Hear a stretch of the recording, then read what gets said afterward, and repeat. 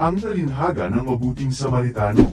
May isang guro ng kautusan na nagtanong kay Jesus, "Guro, ano ang dapat kong gawin upang magkaroon ng buhay na walang hanggan?" Sumagot si Jesus, "Ano ang nakasulat sa kautusan?"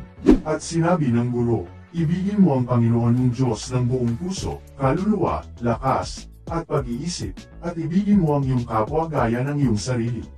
Sabi ni Jesus, "Tama ang sagot mo, gawin mo ito at magkakamit ka ng buhay na walang hanggan." Ngunit nagtanong pa ang guro, "Sino ba ang aking kapwa?" Sinagot ito ni Jesus sa isang kwento.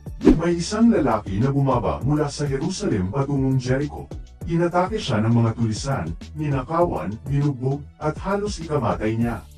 Dumaan ang isang pare, nakita siya ngunit lumihis at nagpatuloy.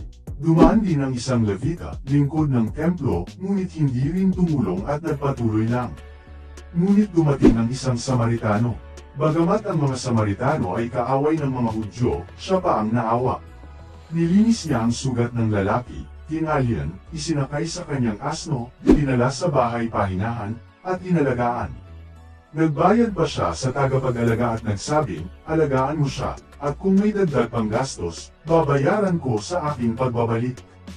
At tinanong uli ni Jesus ang guro, "Sa palagay mo, sino sa tatlo ang naging tunay na kapwa ng taong biniktima ng tulisan?" Sumagot ang guro, "Ang nagpakita ng habag." At sinabi ni Jesus, "Gawin mo rin ang gayon, at magkakaroon ka ng buhay na walang hanggan."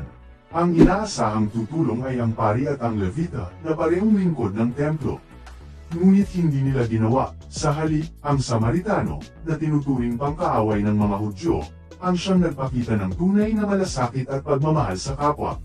Sa talinhaga, ang pari at ang Levita, mga lingkod ng templo, ang inaasahan sanang tutulong, ngunit sila'y lumisan.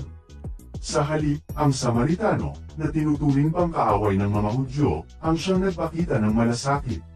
Sa panahon ngayon, marami rin tulad ng sugatang lalaki, mga nagugutom, nasasaktan, o nagdurusa. At minsan, tayo ang tulad ng pari at Levita, busy, walang oras, o nagbubulag-bulagan sa pangangailangan ng iba. Ngunit tinatawag tayo ni Jesus na maging mabuting Samaritano, ang tumulong kahit kanino, kahit hindi natin kakilala, kahit iba ang pananampalataya o pinagmulan. Dahil ang tunay na pagmamahal sa Diyos ay nakikita sa ating malasakit sa kapwa. Go and do likewise. Street Luke chapter 10 verse 37.